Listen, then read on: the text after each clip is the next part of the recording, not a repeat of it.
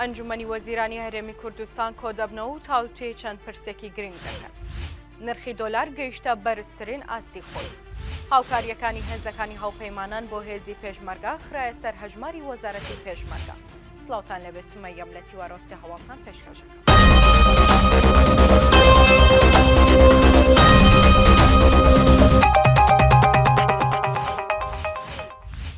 ئەمڕۆ چوارشەممە شەشی تشرینی دووەمی 2024 ئەنجومەنی وەزیرانی هەرێمی کوردستان بە سەرپەرشتی مەسرور بارزانی سەرۆکی ئەنجومەنەکە و ئامادەبوونی قوبات تاڵەبانی جێگری سەرۆکی ئەنجومەنی وەزیران کۆدەبێتەوە و سێ بڕگە گفتوگۆ دەکات. ئەنجومەنی وەزیرانی هەرێمی کوردستان بڵاوی کردەوە کە لە بڕگەی یەکەمدا دوا پێشاتی تایبەت بە پرسی ئەنجامدانی سەرژمێری گشتی دانیشتوانی عێراق لەژێر ڕۆشنایی دوا کۆبوونەوەی هاوبەشی نێوان حکوومەتی هەرێم و حکوومەتی فیدراڵی تاوتوێ دەکرێت کە لە سیویەکی دەی 2024 لە بەغدا بە بەشداری سەرۆکۆماری عێراق و سەرۆک وەزیرانی فیدراڵ و وەزیری پلاندانانی فیدراڵ و وەزیری کوردەکانی نێو حکوومەتی فیدراڵی و شاندی حکوومەتی هەرێمی کوردستان بەڕێوەچوو.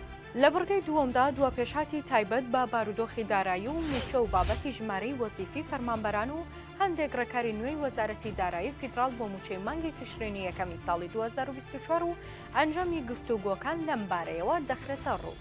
لە بڕگەی سێمدا نوێترین پێشنیاری حکوومەتی فیدراڵی سەبارەت بە هەموارکردنەوەی مادەی 12 لە یاسای بودجێ عێراقی فیدراڵ تایبەت بە دەستپێکردنەوەی هەناردەی نەوت و خستنە ڕووی دواکۆبوونەوە و دانوستانەکان لەم بارەیەوە لەگەڵ وەزارەتی نەوتی فیدراڵ و کۆمپانیا نەوتیەکان دەخرێتەوە. ئەمڕۆ چوارشەممە هاوکات لەگەڵ برنەوەی دۆناڵد ترامپ بەربژێری کۆماریەکانی ویلایەتە یەکگرتوەکانی ئەمریکا و بوونی بە 47هەمین سەرۆک کۆماری ئەو وڵاتە نرخی دۆلار لە بەرامبەر دراوەکانی دیکەی جیهاندا بە شێوەیەکی بەرچاو هەڵکشاو.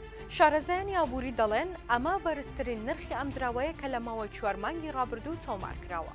پسپۆرانی ئابووری جیهان دەڵێن بەهۆی سەرکەوتنی دۆناڵد ترامپەوە نرخی دۆلار بە ڕێژەیەکی نزیک لە 1.50 هەڵکشاو لە بازاڕەکانی جیهاندا بەرزترین ئاستی خۆی لە ماوەی 4 مانگی ڕابردوودا پێواوە.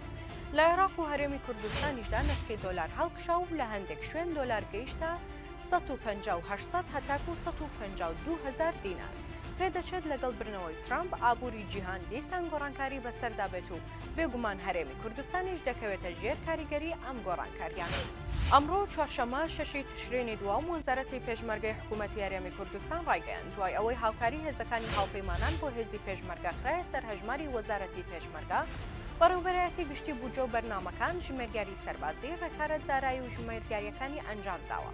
لە ڕاگەیاندراوەکەی وەزارەتی پێشمەرگەدا باس لەوەش کراوە کە سبەینەوەتە پێنجشەممە حوتی تشرینی دووەم هاوکاریەکانی مانگی دەی هاوپەیمانان بۆ پێشمەرگە دابەش دەکرێت کە بڕی 313,000. سێ هەواڵم پێشکەشکردن هەر شاد بن.